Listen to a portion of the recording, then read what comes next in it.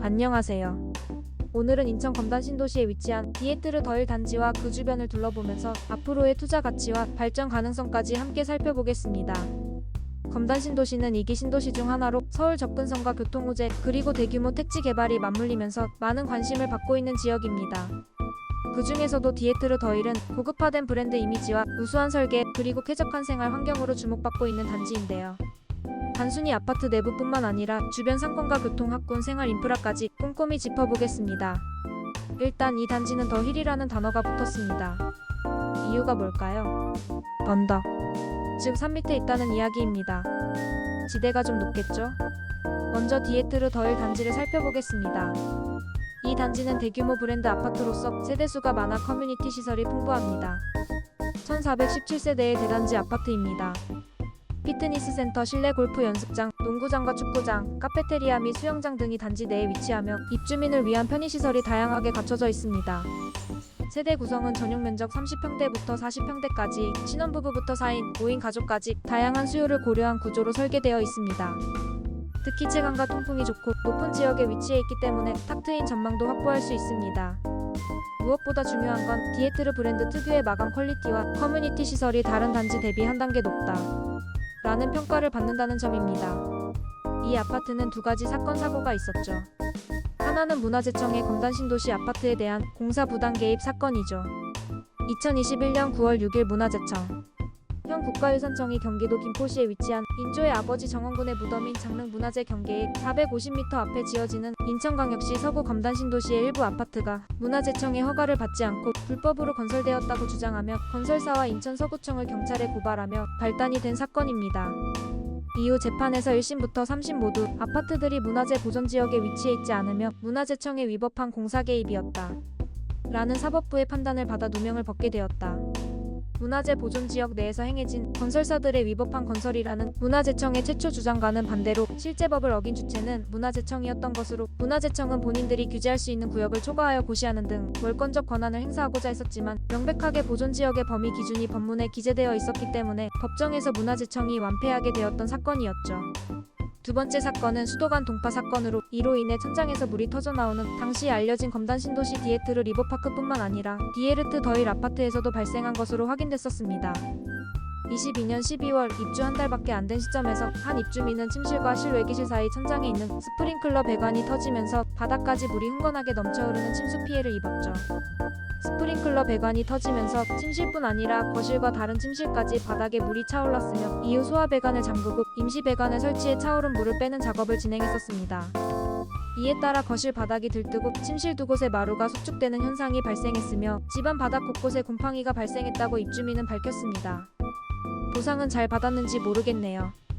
이에 건축업계 관계자는 소방 배관에 있는 물이 언 상태에서 난방을 했을 경우 뜨거운 물이 흘러들면서 배관에 압력이 작용하는데 약하게 이어진 곳에 압력이 몰리면서 터지는 현상이 발생하곤 한다고 설명했죠. 한마디로 해당 부분을 대충 설치했다는 의미입니다.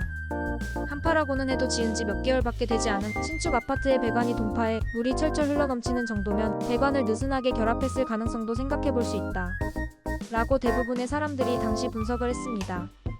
이런 사건 사고에도 불구하고 이 아파트는 검단 신도시에서 나름 어느 정도 잘 나가고 있습니다.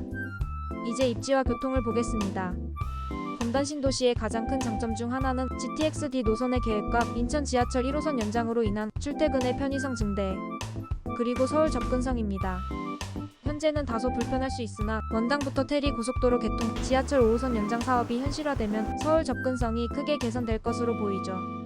또한 수도권 제2순환고속도로와 가까워 차량 이동도 편리합니다. 강서구, 마곡지구, 김포공항, 여의도 등 주요 업무지구로 출퇴근하는 수요층이 앞으로 늘어날 수 있는 입지라고 볼 수 있습니다. 생활 인프라도 중요하죠. 단지 주변에는 대형 상업시설이 속속 들어서고 있으며 스타필드, 청라, 이케아 등과도 접근성이 나쁘지 않습니다. 특히 검단 신도시는 아직 개발이 진행 중이기 때문에 입주가 본격화되면서 상권이 빠르게 활성화될 가능성이 있습니다. 학군을 보면 단지 주변에 초등학교와 중학교가 신설되어 많은 학생들이 편하게 이동을 하죠. 큰 길은 건너가야 하겠지만 그래도 상당히 가까운데 초등학교, 중학교, 고등학교가 모여 있습니다. 이런 입지는 장기적으로 매매가와 전세 수요를 받쳐주는 요소입니다. 그렇다면 현재 시세는 어떨까요?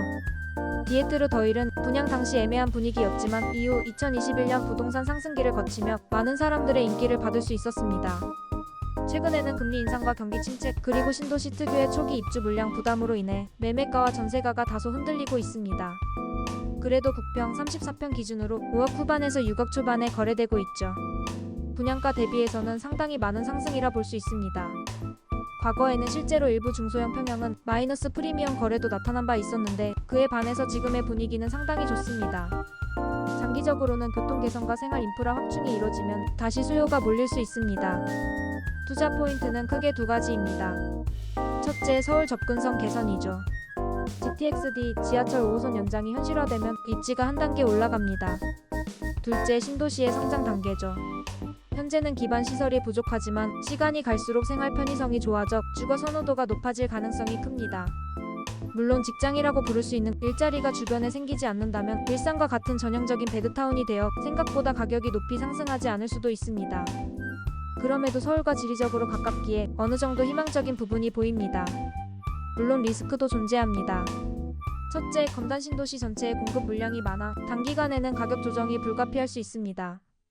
둘째, 교통 호재가 늦어지거나 축소될 경우 기대감이 꺾일 수 있습니다. 셋째, 인근 청라, 김포, 계양 등 경쟁 지역과의 비교해서 특출난 차별성을 보여주지 못할 경우 장기적인 프리미엄 형성에 한계가 있을 수도 있습니다.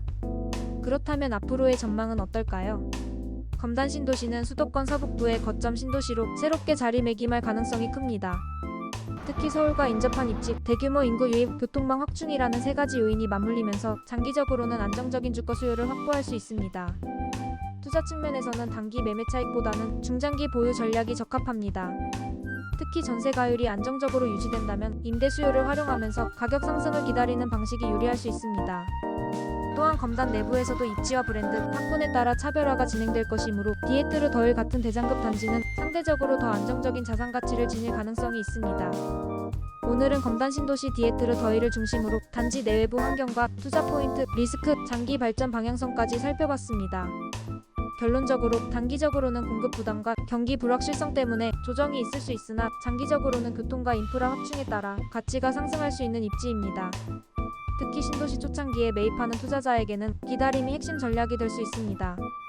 앞으로 임장 투어를 통해 더 생생한 현장 분위기를 담아드리겠습니다. 시청해주셔서 감사합니다.